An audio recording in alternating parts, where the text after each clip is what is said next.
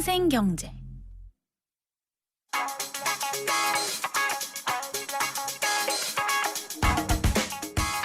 안녕하세요. 멜로디 경제 대중음악평론가 이대화입니다. 2014년 한 해 동안 가장 많은 저작권료 수익을 올린 국내 작곡가는 누구일까요? 바로 김도훈입니다. 김도훈은 2014년 최고 히트 싱글이었던 소유와 정기고의 썸을 만든 작곡가죠. 2013년 1위가 아이돌 히트 레퍼토리가 많았던 박진영이었던 걸 감안하면 2014년의 키워드는 아이돌이 아니라 콜라보가 아니었나 싶습니다. 이번 발표는 한국음악저작권협회가 공식적으로 집계한 결과인데요. 작곡이 아닌 작사 부문은 김이나, 편곡 부문은 조영수가 차지했습니다. 그 음악 안 들어볼 수가 없겠죠? 김도훈이 작곡하고 시스타의 소유와 정기고가 같이 부른 썸입니다.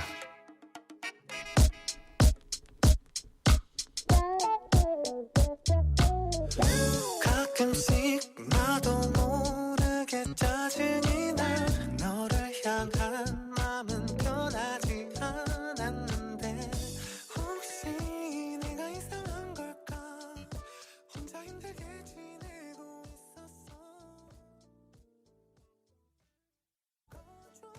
있었어. 논란이 되고 있는 경제 이슈에 생생경제가 떴다. 생생경제 오늘의 두 번째 인터뷰는요. 공무원 연금 개혁 합의 도출 가능할까입니다.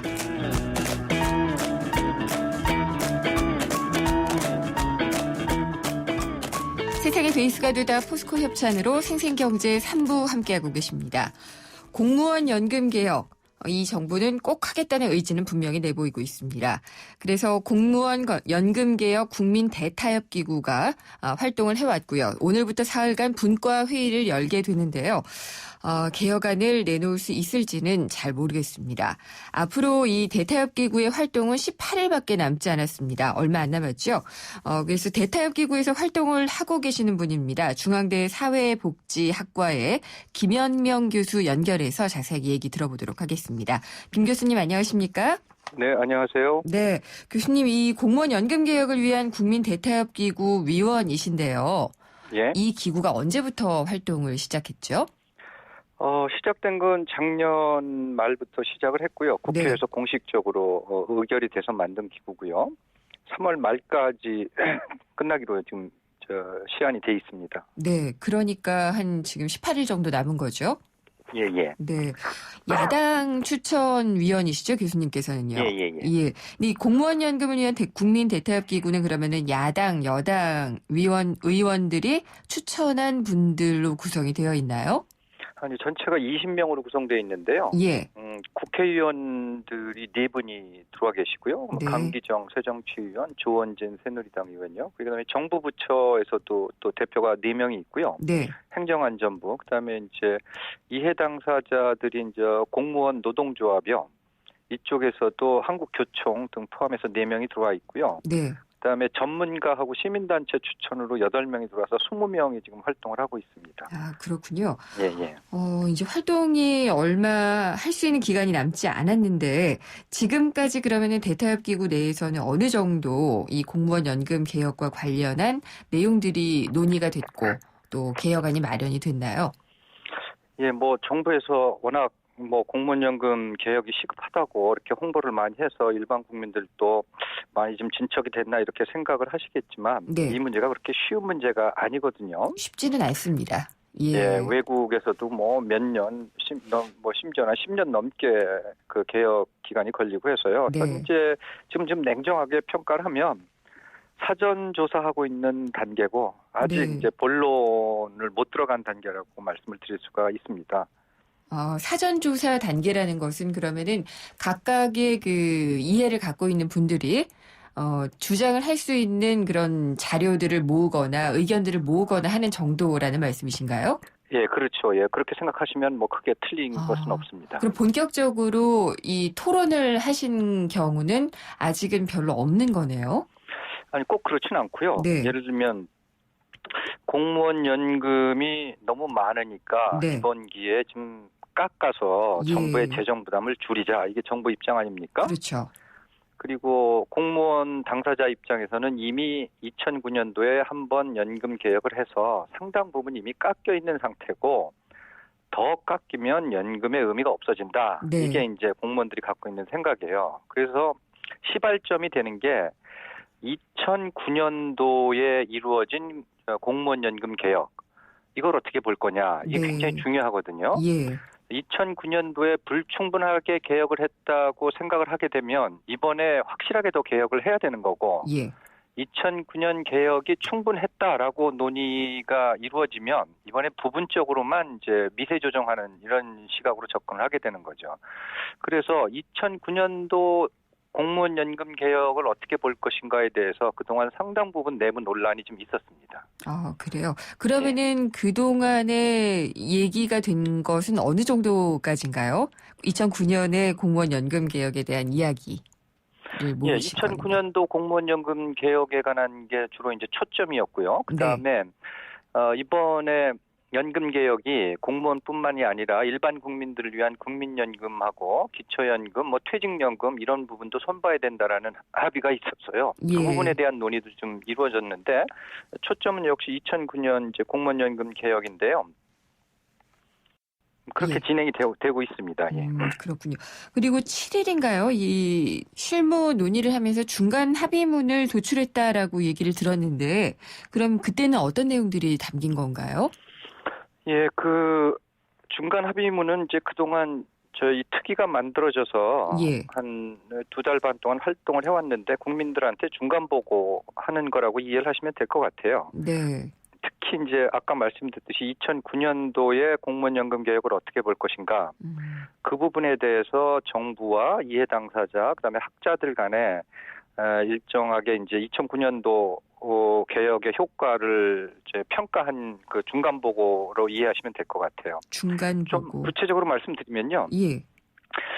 2009년도에 공무원 연금 개혁을 해서 실제 30년 정도 가입한 사람이 연금의 그 소득 대체율이라는 개념이 있습니다. 네. 소득 대체율이라는 건 예를 들어 내가 공무원 생활하면서 평균 월급이 뭐 한 100만 원 됐는데 연금이 70만 원이면 소득 대체율이 70%입니다. 네.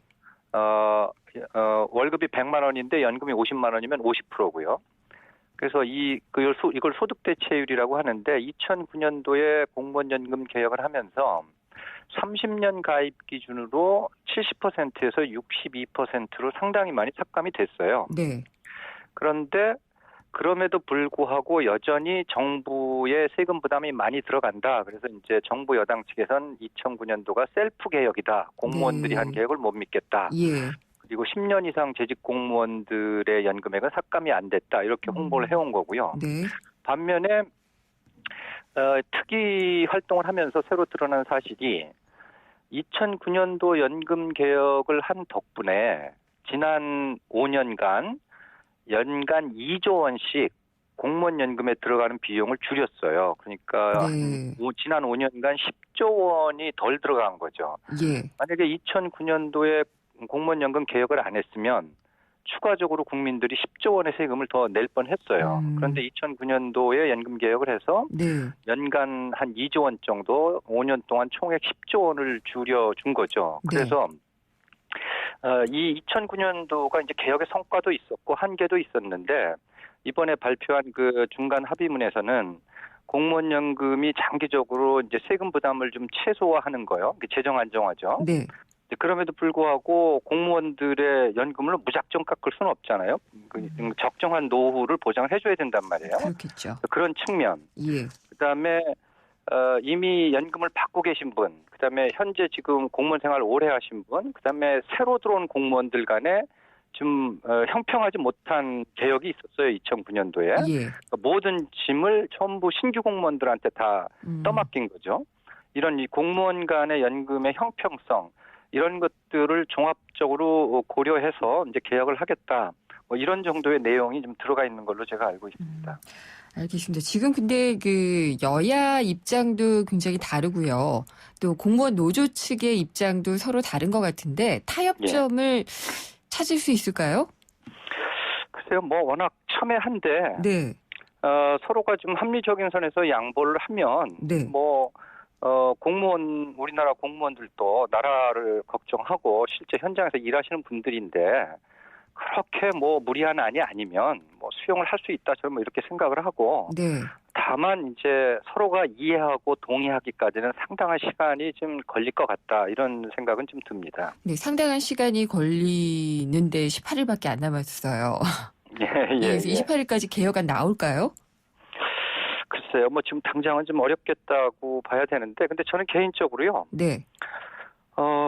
나름대로 정치권에서 생각이 있으니까 시한을 3월 말로 못 박았겠지만, 예. 올해 공무원 연금 개혁을 안 한다고, 좀 속된 말로 내년에 나라가 망하는 것도 아니고, 할 바에는 제대로 이해를 구하고 동의를 구해서 향후 10년, 20년 동안에는 더 이상 이 문제 갖고 사회적인 토론이 안 벌어지는 그런 정도의 의미 있는 개혁을 좀 했으면 하는 게 바람이고요. 그러니까 너무 다른 나라에서 다 그렇게 촉박하게 했거든요. 예, 그러니까 너무 촉박하게 시간에 맞춰서만 갈 필요는 그렇죠. 없다라는 예, 예. 입장이시네요. 연금 개혁은 시간 맞추는 게 목적은 아니잖아요. 근데 지금 여당의 입장은요. 유승민 원내대표도 그렇고 또 이완구 총리도 그렇고요. 지금 4월 임시국회에서는 꼭 이 공무원 연금 개혁 입법안은 시급하게 처리할 것이다라고 얘기를 했고요. 또 이완구 총리도 굉장히 당부를 했고 그렇게 되는데 지금 말씀을 들으면은 4월 입법은 안 될 것 같거든요. 글쎄요, 제가 정치인이 아니어서 말씀은 못 드리겠습니다만 자꾸 다른 나라의 연금 개혁 사례를 보면요. 예. 서둘러서 이해 당사자들의 최소한의 동의와 합의 이런 걸 구하지 않고 연금 개혁을 무리하게 진행을 하면 반드시 후유증이 나타나서 그 다음에 1년, 2년, 3년 지나면 또다시 개혁 논의가 이루어집니다. 네. 그래서 개혁을 급하게 하는 게 중요한 게 아니고 합리적으로 이해와 동의를 구하면서 개혁을 하는 게 연금 제도에서는 굉장히 중요하다. 저는 이런 말씀을 좀 드리고 싶네요. 그러면은 혹시라도 이 타협이 되지 않고 압박을 통해서 정부안이 28일 날 채택이 돼서 국회로 가는 그런 식은 되지 않을까요? 최악의 경우에? 글쎄요, 정치가 생물이니까 어떻게 될지 모르겠습니다만 네. 그렇게 무리하게 해서 예. 얻을 수 있는 게 뭔가에 대해서 저는 좀 회의적입니다. 네. 일부에서는 다 이게 설이기는 하지만은요. 예. 여기서 이 개혁안이 만들어지지 않을 경우에는 예. 여야에서 뭔가 빅딜을 할 것이다라는 얘기도 나오기는 해요. 그러니까 서로 뭔가를 주고받으면서 예. 개혁안을 내놓고 입법화를 하는 과정을 진행을 할 것이다라는 설들이 있는데 그건 어떻게 보시나요? 글쎄요. 제가 거듭 말씀드리지만 정치인이 아니라서요. 네, 네. 말씀 못 드리겠고 다만 이제 제가 전문가 입장에서 드릴 말씀은 정치라는 것은 어차피 주고받으면서 타협을 해가는 거지 않습니까? 네. 그런데 이제 타협의 대상이라는 게 순수하게 정치적인 것이 있을 수가 있고 네네. 연금처럼 이 100년 대계를 바라보고 논의해야 될 사안들이 있어서 연금은 가능하면 네. 합의 정신을 준수하는 게 예. 무엇보다 중요하고 이게 나라 발전을 위해서 도움이 된다는 말씀을 거듭 드리고 싶습니다. 알겠습니다. 저도 사실 교수님이 생각하고 계시는 합리적인 안 그리고 뭔가 정도를 밟아가는 타협이라는 게 중요하기는 한데요. 예. 이게 하도 잘 안 이루어지고 있는 것 같아서 일단 그런 질문을 드려봤어요. 예. 그리고 오늘 한 보도를 보면은 1996년에 일반직 9급으로 임용된 공무원의 경우를 보면은요. 연금을 지금보다 한 달에 10만 원 덜 받게 되는데 내년에 들어오는 후배 공무원은 월 64만 원을 덜 받을 것으로 예측이 된다라는 기사를 봤어요. 예. 이렇게 되면은 정말 그 노후 생활을 보장받을 수가 없기 때문에 공무원 노조 측에서는 반발을 할 수밖에 없는데 이건 어떻게 봐야지 될까요? 그러니까 제가 드리고 싶은 말씀이 이제 그건데요. 네. 정부가 재정을 좀 줄이겠다고 공무원 연금을 대폭 삭감했을 경우에 예. 후유증이 없겠느냐 이걸 좀 생각을 해볼 필요성이 있습니다. 바로 이런 후유증이 나타난다는 거죠. 예, 그러니까 예. 2010년 이후에 9급으로 신규 공무원이 된 분이요. 30년 정도 근무하게 되면 연금액이 현재 가치로 대략 한 20만 원 정도 받아요. 예. 그러면 이제 문제는 우리나라의 공무원들이라는 거는 모든 정보를 다 독점하고 있고 의사결정 권한을 갖고 있고 인허가권을 갖고 있잖아요. 네. 공무원들이 합리적으로 행동을 하지 않고 노후가 불안해서 속된 말로 부정부패를 하기 시작하게 되면 네. 우리나라 시장 경제 질서가 다 무너집니다. 그럴 수 있겠죠. 예. 우리가 자본주의 시작한 지 한 4, 50년 됐는데 그동안 뭐 문제는 좀 있었지만 나름대로 합리적으로 계속 좋은 쪽으로 개선이 돼 왔잖아요. 예. 공무원들의 부패도 많이 없어지고 그런 효과에는 공무원들이 노후가 보장되는 효과가 굉장히 컸어요. 네. 그러니까 노후가 보장이 되면 내가 현직에 있을 때 비합리적인 행동 안 하고 나름대로 국가와 민족을 생각해서 합리적인 의사결정을 하고 떳떳하게 살겠다. 그런데 이제 노후가 불안해지기 시작하면 이게 무너질 가능성이 저는 있다라고 봅니다. 알겠습니다. 그래서 예. 단순히 돈 몇 푼 아끼려고 우리 사회 시장 경제 질서, 합리적인 질서를 다 파괴할 부작용이 생기는 거, 이거는 생각들을 안 하시는 것 같아요. 네. 그래서 이런 측면들을 종합적으로 좀 생각을 해야지 예. 공무원 연금에 대한 개혁 방향이 나온다. 저는 이렇게 생각을 합니다.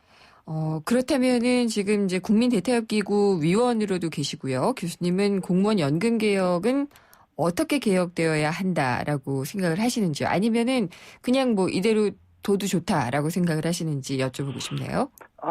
불합리한 부분들은 조정이 필요합니다. 예를 네. 들어 연금이 노후에 최소한의 품위 있는 생활을 하라는 게 이제 연금의 목적인데 연금액이 뭐 한 600만 원, 700만 원 되는 거요. 고액연금. 네. 이런 부분들은 합리적으로 조정을 좀 해야 될 것 같고요. 그다음에 이제 신규 공무원들한테만 연금을 확 깎고 네. 지금 현직에 있는 분들은 고통분담 안 하고 이런 것도 비합리적이죠. 그래서 부분적으로 조정을 좀 해야 됩니다. 알겠습니다. 하지만 대원칙은 예. 공무원 연금은 적절한 노후 소득 보장을 해주는 게 제일 중요해요. 공무원들이 적절한 노후 소득 보장이 안 되면 반드시 부작용이 생깁니다. 권한이 있기 때문에. 네. 그래서 그런 측면에서 공무원 연금 제도를 좀 바라봐야 된다라고 생각을 합니다. 그러니까 너무나 고액을 받는 부분은 좀 조정이 돼야 될 것이고 예. 어느 정도 생활이 가능한 품위 있는 예. 생활을 할 수 있는 정도는 예.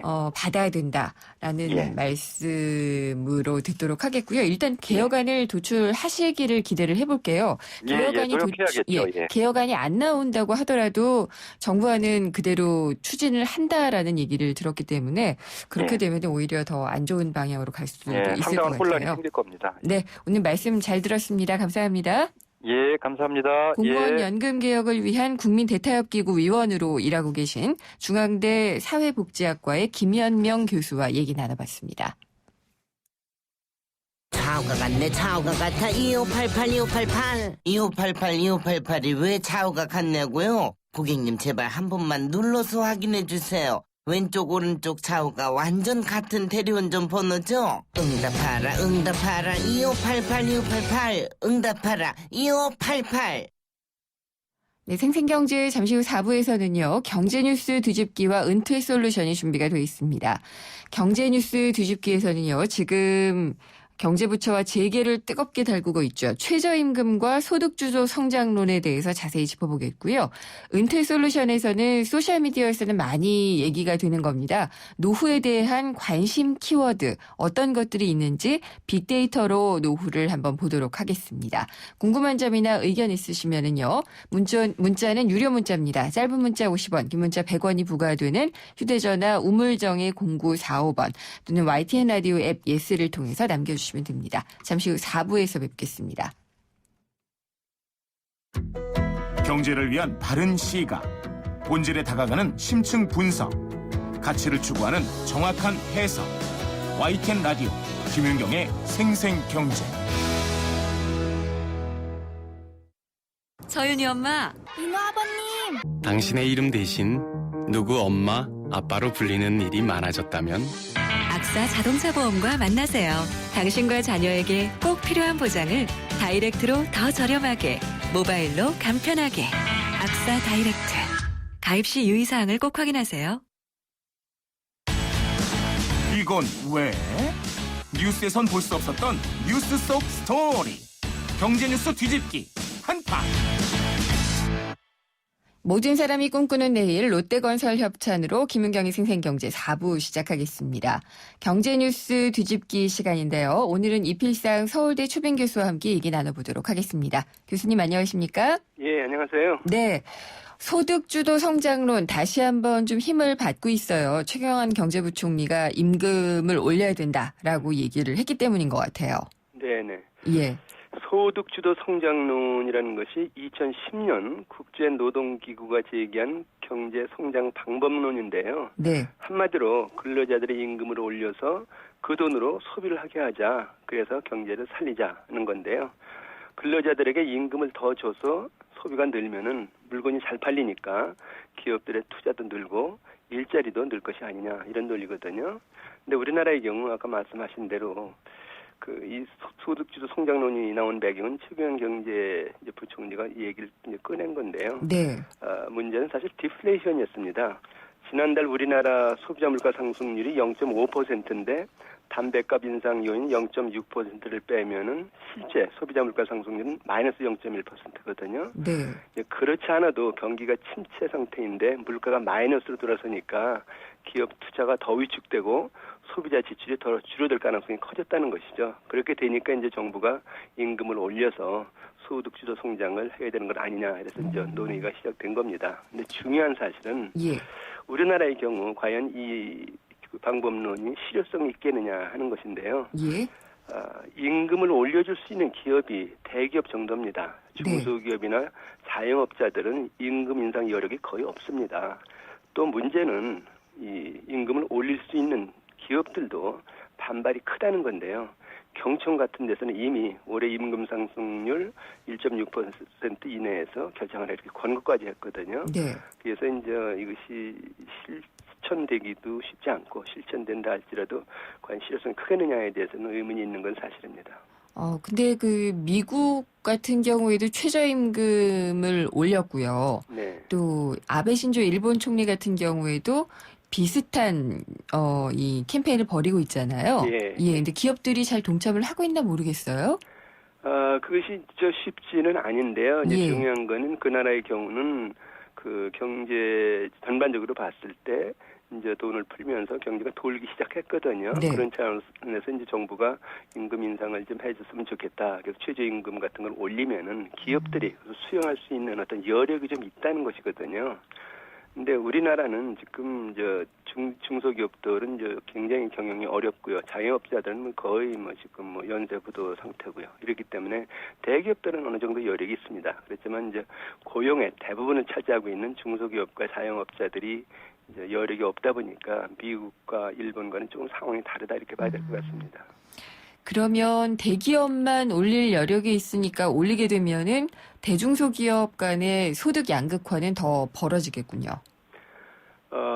그렇죠. 그러니까 일단은 임금을 올려라 해서 이제 그럼 대기업들이 여력이 있으니까 올리면 될 것이 아니냐 이렇게 이제 생각은 할 수 있는데요. 그렇게 되면은 대기업 정규직만 더 임금을 많이 받는 건 결과가 될 수가 있습니다. 네. 사실 우리나라 지금 노동시장에서 가장 큰 문제가 양극화인데요. 그 대기업과 중소기업 간의 평균 임금 차이를 보면은 대기업 평균 임금을 100이라고 보면은 중소기업은 57밖에 안 되고요. 네. 또 정규직과 비정규직 그 격차를 보면요. 정규직을 100이라고 보면은 비정규직은 67 정도밖에 안 되거든요. 가장 격차가 큰 것이 대기업 정규직과 중소기업 비정규직인데 예. 그것은 100대 40 정도밖에 안 됩니다. 근데 이런 그렇군요. 상태에서 올릴 수 있는 데면 올려라라고 한다면 이제 더 양극화가 심화될 가능성이 큰데 그렇다고 친다면 만약에 이 정책을 펴서 효과를 발휘하려면은 무조건 임금 올려라 그럴 것이 아니라요.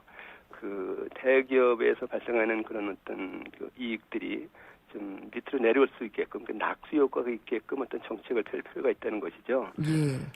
그래서 그렇게 만약에 낙수 효과가 커지게 된다면은 중소기업이나 자영업들이 이제 다시 살아날 수 있는 어떤 여력도 생기고요.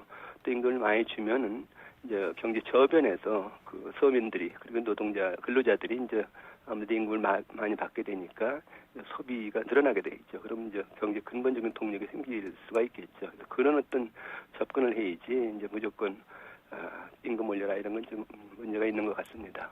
그래도 소득 주도의 성장이라는 것은 그동안의 그 진보적인 경제학자라든지 또 지금은 야당에서도 이걸 가지고 새로운 또 어떤 경제 패러다임을 만들어 보고 싶어 하거든요. 예, 그렇습니다. 예, 실제로는 그런 게 좀 필요하지 않나라는 생각도 좀 들기도 하고요. 교수님 말씀도 일리가 있고. 네. 근데 최저임금을 올리는 것에 대해서는 어떻게 생각하시나요?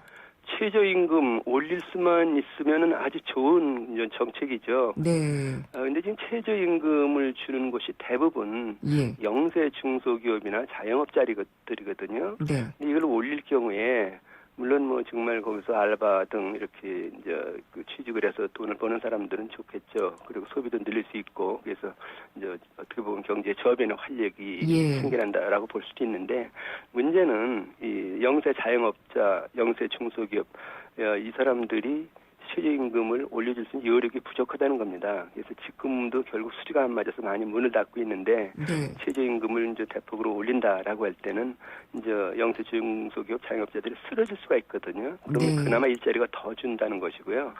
또 하나 문제는 그 제품 가격을 임금 인상하면 그걸 다 제품 가격으로 이제 전가시킨다는 거예요. 예. 그래서 이제 이 소비가 줄고 더 나아가서 이제 외국 이제 상품 수입만 더 늘릴 수가 있다는 겁니다. 국내 상품이 비싸지니까. 네. 그래서 이게 이제 이렇게 쉽게 결정할 수 있는 사안은 아닌데 어떤 간에 우리나라 그 임금의 양극화가 아주 심한 상태이기 때문에 최저임금을 점차 올려야 되는 어떤 그 추세인 것은 확실합니다. 예. 그리고 또 우리나라가 수출 중심의 경제 구조이기 때문에 더욱더 소득주도 성장이 어렵다는 비판이 있어요. 네. 아무래도 이 올려주기가 쉽지 않다는 얘기인데 이 부분은 어떻게 보시나요? 예, 일리는 있지만은 뭐 설득력은 좀 부족하다고 생각이 되는데요. 이유가 두 가지입니다. 우선 임금 상승률이 경제 성장률에 비해서 너무 낮다 하는 얘기인데요. 이제 경제 성장률이 결국 이제 수출 산업 주도로 이루어지기 때문에 결국 경제 성장을 해도 임금으로 연결이 안 되고 계속 기업에 쌓이거나 이제 일부 계층에 집중된다라는 뜻인데요. 네. 2008년에서 2014년 5년 동안에 우리나라의 평균 경제 성장률이 3.2%거든요.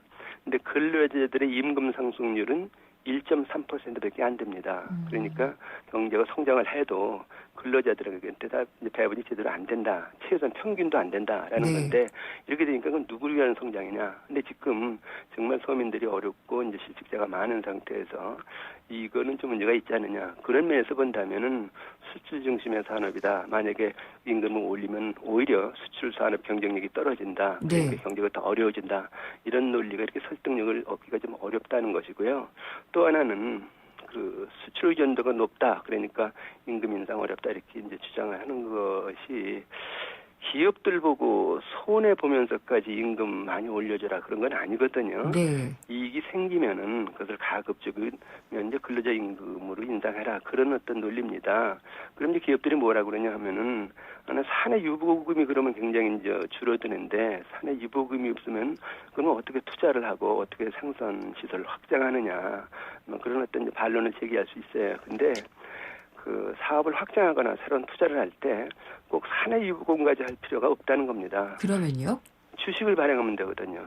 채권을 진짜를 말씀하시는 건가요? 그렇죠. 그다음에 채권을 발행하거나 네. 은행에서 대출 받아서 해서 사업하면은 예. 오히려 금융산업도 발전시키면서 경제가 더 활력을 얻을 수 있다는 것이거든요. 네. 그래서 뭐 그 생기면 사내 유보금을 쌓아놓겠다. 그래서 수출 산업 발전시킨다. 이 논리는 그렇게 올바른 논리 같지는 않습니다. 그러면은 교수님은 소득주도 성장론에 대해서는 원칙적으로는 동의를 하시지만 네. 그게 실제로 실행될 수 있느냐에 대해서는 의문을 갖고 계시는 거군요. 의문이 있습니다. 있으니까 그럼 예. 어떻게 해야 되느냐 하는 얘기인데 네. 그 대기업과 중소기업, 정규직과 비정규직 이 노동시장 양극화를 해소하는 네. 그런 이제 정책을 내놓으라는 것이죠. 네. 그래서 낙수 효과가 제대로 나타나게 하면서 이제 소득주도 성장론을 이제 우리가 실천에 옮기면은 알겠습니다. 효과가 나타날 수 있다 그런 얘기입니다. 예, 소득의 격차부터 줄이는 것이 필요하다. 라는 말씀이셨습니다. 오늘 말씀 잘 들었습니다. 감사합니다. 네, 감사합니다. 이필상 서울대 초빙 교수였습니다. 생생경제를 다양하게 만나는 방법. YTN 라디오 앱 예스와 YTN 라디오 웹사이트, 팟캐스트를 통해서 실시간 청취와 다시 듣기가 가능합니다. 언제 어디서나 손쉽게 만날 수 있는 생생경제. 참 좋다.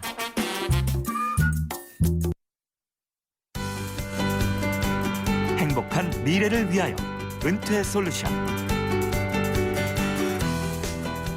이 시각 기다리시는 분들 많으실 겁니다. 100세 시대 은퇴 이후에 제2의 인생을 위한 준비 과정을 도와드립니다. 은퇴 솔루션 시간이고요. 미래에셋 은퇴연구소의 김경록 소장님 나오셨습니다. 안녕하십니까? 예, 안녕하세요.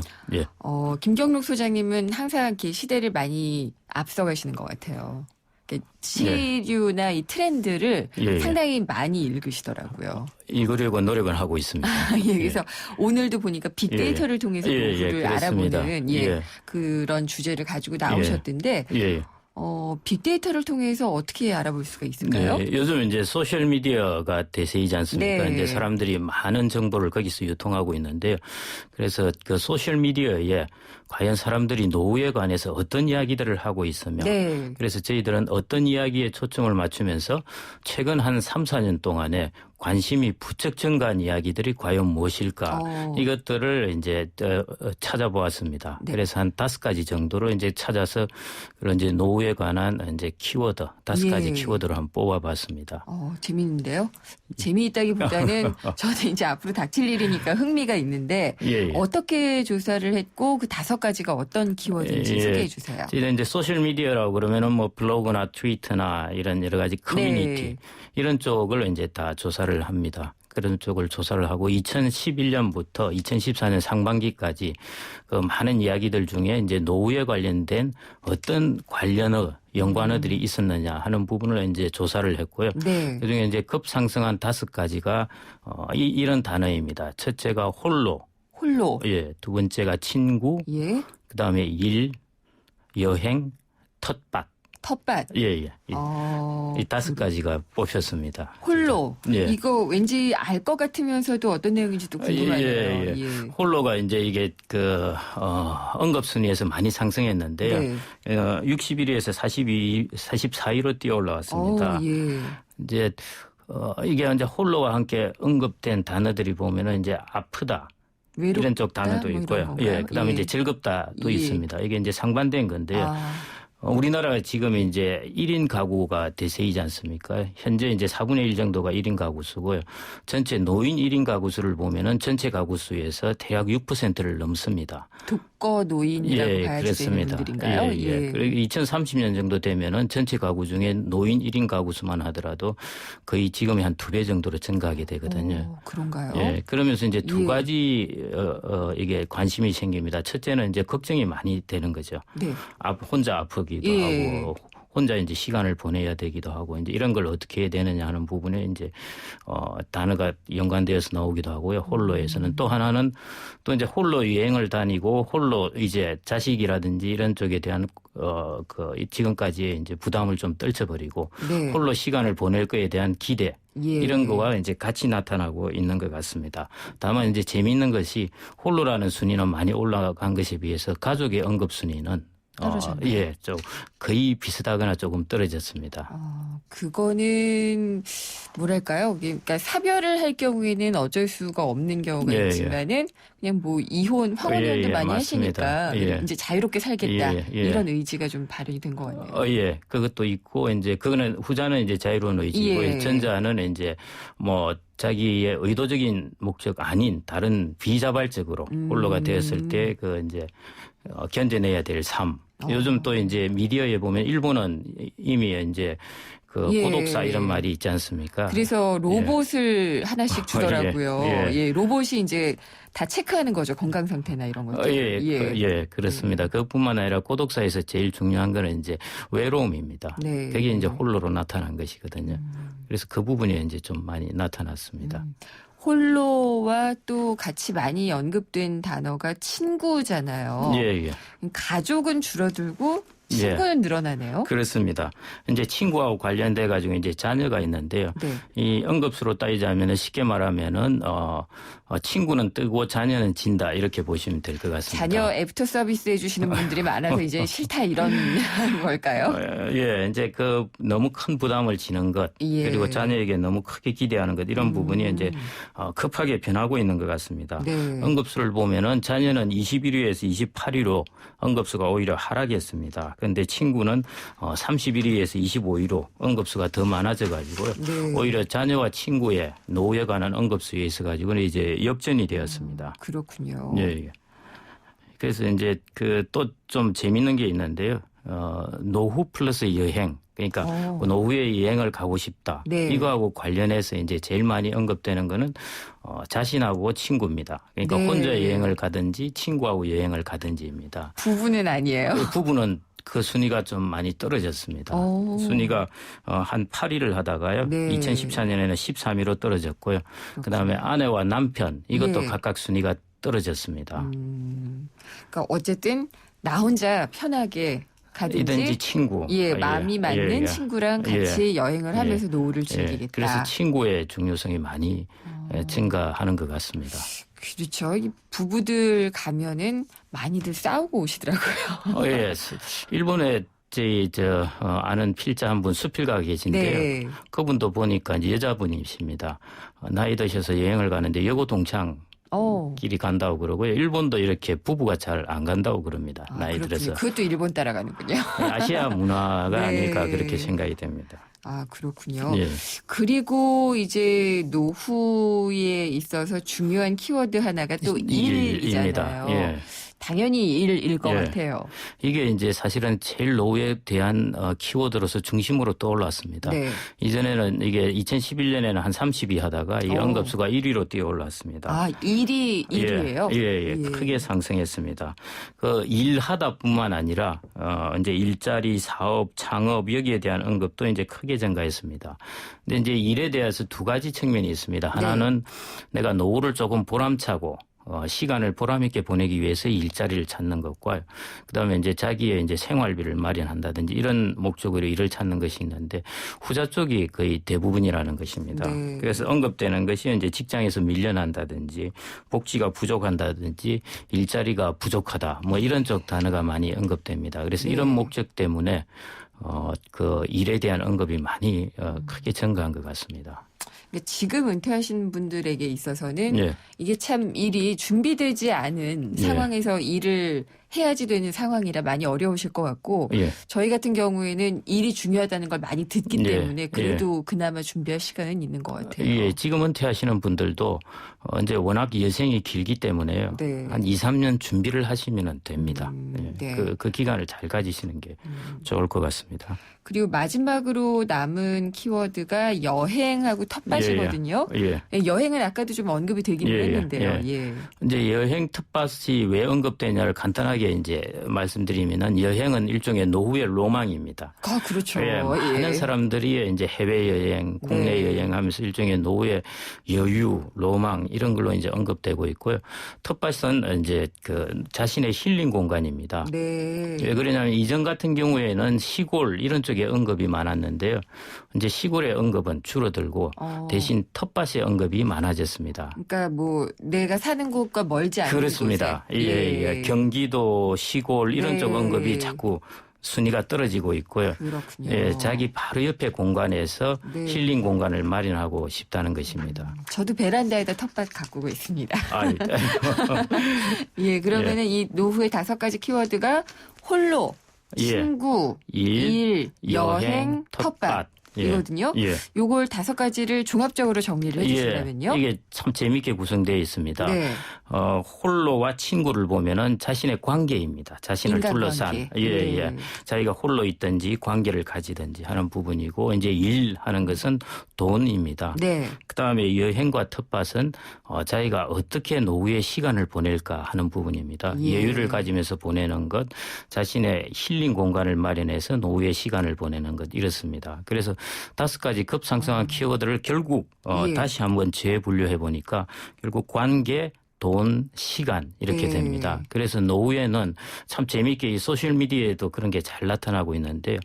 어떤 돈이라든지 이런 쪽 한쪽에만 집중해서 준비하는 것도 이제 바람직하지 않은 거고요. 네. 관계, 돈, 시간 이 세 가지에 각각 잘 배분을 해야 되고 맞아요. 이 세 가지 각각을 잘 준비해야 된다는 것을 네. 이 소셜미디어에서 사람들은 이미 많은 이야기들을 이제 하고 있고 이미 알고 있고. 예, 이미 이제 예. 그게 관심이 되어 있는 것 같습니다. 네. 아마 그러면은 각각의 솔루션들도 생각을 해보고 계실 것 같네요. 예. 네. 뭐 솔루션들은 뭐 여러 가지 많은 이야기들이 나와 있습니다만은 그래서 관계 그다음에 돈, 시간 이 세 가지에 예. 자신이 다 고루 잘 배분을 할 수 있도록 준비를 하시는 게 네. 좋을 것 같습니다. 그래서 지금부터 친구도 네. 잘 만들어 놓으시고 명심해야겠습니다. 예, 잘 들었습니다. 알겠습니다. 감사합니다. 예, 감사합니다. 김경록 미래에셋 은퇴연구소장이었습니다.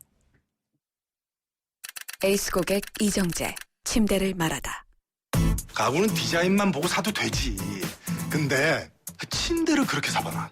아침에 어떻게 되겠어. 잡았으면 알 텐데. 침대는 가구가 아니다. 침대는 에이스다. 에이스 침대. 비에 젖은 출근길도 산뜻해진 스타일로 이젠 바람 부는 여행길도 언제라도 편안하게 이젠 네파가 시작하는 아웃도어의 합리적인 진화.